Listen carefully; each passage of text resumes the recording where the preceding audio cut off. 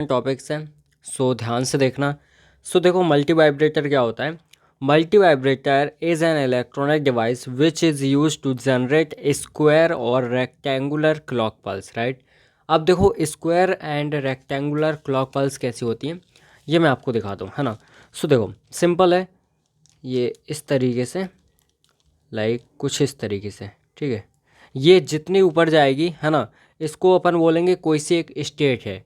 तो ये एक स्टेट हो गई, एंड उसी तरीके से नीचे आती है, एंड सिमिलर फिर ऊपर आती है, देन सेम लेवल पे अगेन ये फिर से इस तरीके से ऊपर आती है।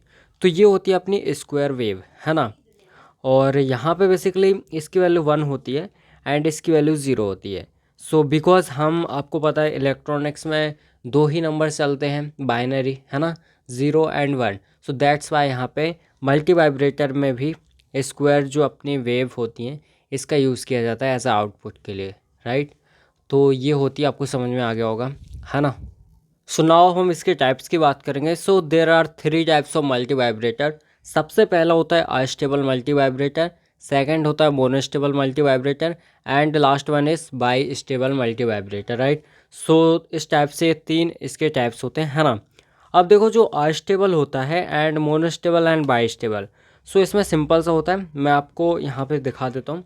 सो देखो, यहाँ पे दिखाता हूँ किस तरीके से इसमें आउटपुट आपको मिलता है ना। सो अपन थोड़ा सा इसको इस तरीके से करते हैं। अब देखो, जैसे मैंने आपको बताया कि मल्टी वाइब्रेटर में ओनली आपको स्क्वायर वेव्स ही मिलती है एज आउटपुट, राइट।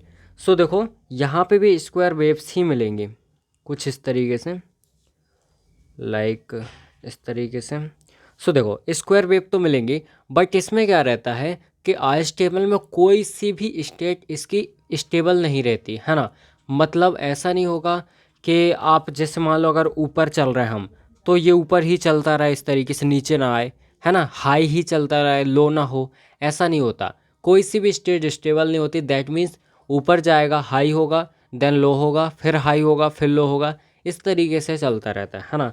सो कुछ इस तरीके से चलता है, जैसे ये हाई हो गया, है ना, फिर इसके बाद सेम आ जाएगा तो ये लो हो जाएगा, देखो इस तरीके से लो हो गया, फिर ये सेम उसी टाइम पीरियड में ऊपर चला जाएगा, हाई हो जाएगा, फिर से वही सेम अगेन नीचे आएगा, एंड सो ऑन, इसी तरीके से ऊपर नीचे हाई लो होता रहता है, ठीक है। सो ये अनस्टेबल होता है अपना, है ना। और यहाँ पे अपन मोनोस्टेबल की बात करें, सो देखो, मोनोस्टेबल में भी लगभग सेम होता है, स्क्वायर वेव तो अपनी होती है ना, इस तरीके से आउटपुट अपन को ऐसे ही मिलता है सेम, है ना।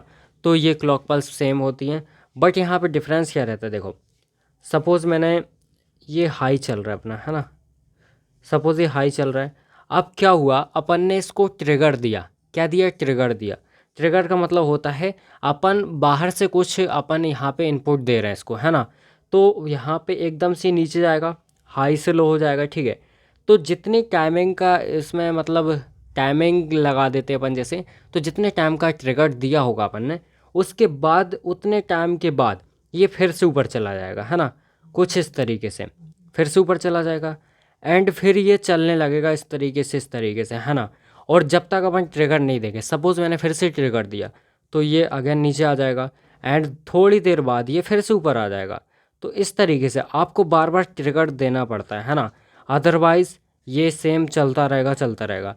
तो ये होता है अपना मोनोस्टेबल, ठीक है, समझ में आ गया होगा आपको। एंड सिमिलर हम बात करते हैं यहाँ पे बाइस्टेबल की, राइट। सो देखो, बाइस्टेबल में क्या होता है, अब देखो इसमें बाइस्टेबल में क्या होता है, इसकी दोनों स्टेट स्टेबल रहती हैं। इसका मतलब है कि सपोज़, इसको एग्जांपल के थ्रू समझना तो आपको ज़्यादा बेहतर तरीके से समझ आएगा, ठीक है। जैसे देखो, आपको पता है आपके घर में लाइट जलती है ना। अब जो आपका स्विच है ना, वो आप समझ के चलो ये स्टेट है, राइट। जैसे आपका स्विच चालू है तो वो हाई स्टेट है ना। तो जैसे ये मैंने इसको ऊपर किया, ये ऊपर किया, ठीक है। अब इसमें आपका स्विच ऑन है, ठीक है। तो अगर स्विच ऑन है तो जब तक आप उसको ऑफ़ नहीं करोगे तो वो ऑन ही रहेगा, है ना। तो अगर सपोज़ आप ऑफ़ नहीं कर रहे हो, तो ये ऑन रह रहा है रह रहा है रह रहा है इस तरीके से। अब आपने ऑफ़ कर दिया इसको, तो ये नीचे आ जाएगा, है ना। नीचे आ गया मतलब लो हो गया, दैट मीन्स यहाँ पे बंद हो गया। तो स्विच को आपने ऑफ़ कर दिया, तो अब ये नीचे ही रहेगा जब तक आप फिर से ऑफ़ नहीं करोगे, जब तक फिर से ऑन नहीं करोगे। तो ये एक बार आपने ऑन किया तो ऑन ही रहेगा, अगर आपने ऑफ़ कर दिया तो ऑफ़ ही रहेगा, ठीक है। जबकि इसमें क्या हो रहा था, मोनोस्टेबल में क्या हो रहा था कि यहाँ पे आप एक बार ट्रिगर दे रहे थे, है ना, यहाँ नीचे ला रहे थे तो ये खुद से ऊपर चला जा रहा था। बट इसमें ऐसा नहीं है।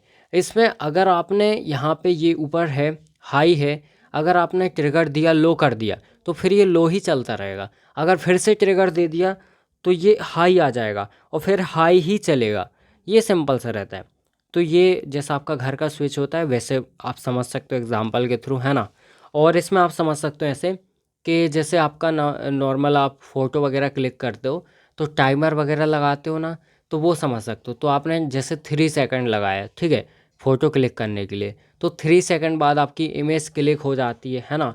सेम वैसे ही समझ के चलो, इमेज क्लिक हो गई, वापस से वो वैसे ही स्टेज में आ जाता है, राइट, टाइमिंग ख़त्म होने के बाद। ऐसे ही है, ये टाइमिंग ख़त्म तो फिर से ऊपर आ जाता है। एंड ये जो आपकी दिवाली में वो लाइट आती है ना, जो डिफरेंट डिफरेंट कलर की जलती हैं, ब्लिंक करती रहती हैं, तो वो आप समझ सकते हो। एक उसमें क्या होता है, जैसे सपोज रेड एंड वाइट है तो ये वाइट कलर से ऊपर जलती रहे, जला, देन फिर यहाँ पे रेड आएगा, फिर वाइट रेड, इस तरीके से चलती रहती है, ठीक है। सो कोई सी भी स्टेट उसमें स्टेबल नहीं रहती है ना। और इसमें दोनों स्टेबल रहती हैं, दोनों स्टेट, हाई भी एंड लो भी, ठीक है। ये अपनी हाई होती है एंड ये अपनी लो होती है, राइट। सो आई होप आपको ये समझ में आ गया होगा। सो बेसिकली देखो, जो ब्लॉक डायग्राम की अगर मैं बात करूँ, सो जो अपना IC555 का ब्लॉक डायग्राम था ये वाला, है ना, तो इसी की हेल्प से अपन यहाँ पे तीनों टाइप्स को देखने वाले हैं, जो कि अपना होगा astable, monostable and bistable, ठीक है। सो सबसे पहले आपको इसका आइडिया होना चाहिए, है ना, ये कैसे वर्क करता है एंड एवरीथिंग, राइट। सो देखो, सबसे पहले इसमें यहाँ पे आपको दिख रहा होगा, यहाँ पे कंपरेटर लगे हुए हैं, ठीक है। सो फर्स्ट एंड सेकंड यहाँ पे 2 कंपरेटर लगे हुए हैं।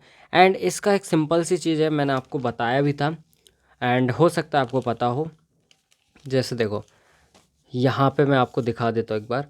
तो जैसे सपोज़ ये अपना कंपरेटर है कुछ इस तरीके से, तो इसमें 2 साइड होती हैं, है ना, इनपुट के लिए यहाँ पे 2 साइड हैं। एक सपोज़ ये प्लस है एंड ये माइनस, तो ये 2 टर्मिनल हो गए इसके, जो कि अपने इनपुट के लिए रहते हैं।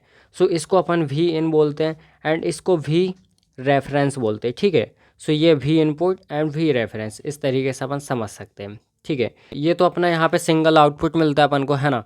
तो ये आउटपुट अपन को 2 ही मिलते हैं, या तो यहाँ पे 0 मिलेगा या फिर अपन को 1 मिलेगा, दोनों में से कोई सी एक चीज़ मिलेगी अपन को आउटपुट में, राइट। सो अब देखो, ये चीज़ डिपेंड करती है कि आपने यहाँ पे वैल्यू क्या दी है, वोल्टेज क्या है आपका, ठीक है। सो उसके लिए एक सिंपल सा रूल आपको पता होना चाहिए कि यहाँ पे 2 केस बनते हैं, ठीक है। पहला केस कि जो आपका भी ये पॉजिटिव है, ठीक है। सो अगर ये वी इन, ये अगर अपना ज़्यादा है वी रेफरेंस है, ठीक है, इस वाले से, है ना, दूसरे जो अपना नेगेटिव टर्मिनल है इससे, तब उस केस में आपको आउटपुट हमेशा क्या मिलेगा, 1 मिलेगा। बस ये आपको अपने माइंड में हमेशा क्लियर रखना है, ठीक है। और अगर वो डिफरेंट सिचुएशन आ जाती है, जैसे वी रेफरेंस, ठीक है, वी रेफरेंस अगर ज़्यादा हो गया वी इनपुट से, इससे, ठीक है, तो अपन यहाँ पे बोलेंगे कि आउटपुट हमें 0 मिलेगा। क्लियर है। इस केस में आप इक्वल भी लगा सकते हो। इन केस अगर कोई सी ऐसी कंडीशन आ गई कि दोनों इक्वल हो गए, सेम हो गए, तब क्या होगा, तब भी आपको 0 मिलेगा, ठीक है। तो ये हमेशा आपको काम आएगा। अभी अपन जब टाइप्स देख रहे होंगे तब भी आपको ये चीज़ काम आएगी, ठीक है। तभी आपको समझ में आएगा एक्चुअल में वर्किंग कैसे हो रही है उसकी। तो ये याद रखना। एंड अब अपन बात करते हैं थोड़ा सा और इसके बारे में। जैसे यहाँ पे लगा है आपको फ्लिप फ्लॉप, राइट। सो उसके बारे में भी अपन डिस्कशन करते हैं यहाँ पे। सो बेसिकली यहाँ पे देखो, अपन बात करते हैं यहाँ पे फ्लिप फ्लॉप की, जो कि अपना है SR फ्लिप फ्लॉप, ठीक है। तो आपको सिंपल से एक चीज़ पता है कि SR फ्लिप फ्लॉप में यहाँ पे 4 केस आते हैं अपने, है ना। ये अपना आउटपुट है, राइट। सो देखो, सबसे पहले जब S और R दोनों अपने क्या हैं, 0 0 है, पहली कंडीशन दोनों 0 0 हैं, तो उस केस में यहाँ पे अपन को क्या मिलता है, जो अपना प्रीवियस आउटपुट होता है वो अपन को रिटर्न में मिल जाता है ना। सो यहाँ पे नो चेंज की कंडीशन आती है, नो चेंज की कंडीशन आती है, ये स्पेशली याद रखना, नो चेंज की कंडीशन आती है, ठीक है ना। एंड इन केस अगर अपन को यहाँ पे 0 1 मिल रहा है तो ये रीसेट की कंडीशन होती है, याद रखना। जब भी आपको R पे यहाँ पे 1 दे रहे हो एंड S पे 0 दे रहे हो तो वो रीसेट की कंडीशन होती है। सो ये रीसेट होता है अपना, है ना। इस केस में अपन को यहाँ पे क्या मिलता है, यहाँ पे अपन को 0 मिलता है, ठीक है। और यहाँ पे अगर 1 और 0 दिया मैंने तो ये सेट की कंडीशन होती है, तो यहाँ पे 1 मिलता है। और यहाँ पे देखें तो अगर बोथ आर 1 1 हो गए तो ये इनवैलिड कंडीशन आती है ना। कौन सी होती है? Invalid, invalid, right. सो ये भी आपको स्पेशली याद रखना। तो ये 4 कंडीशन आप याद रखना और इसके बाद आपको कुछ भी याद रखने की ज़रूरत नहीं है, इतना आपका काफ़ी है, राइट। एंड अब बेसिकली देखो यहाँ पे आपको ये ब्लॉक दिख रहा है, ठीक है। तो इसमें आपको दिख रहा है यहाँ पे 1 2 3 तीन अपने रेजिस्टेंस लगे हुए हैं, ठीक है।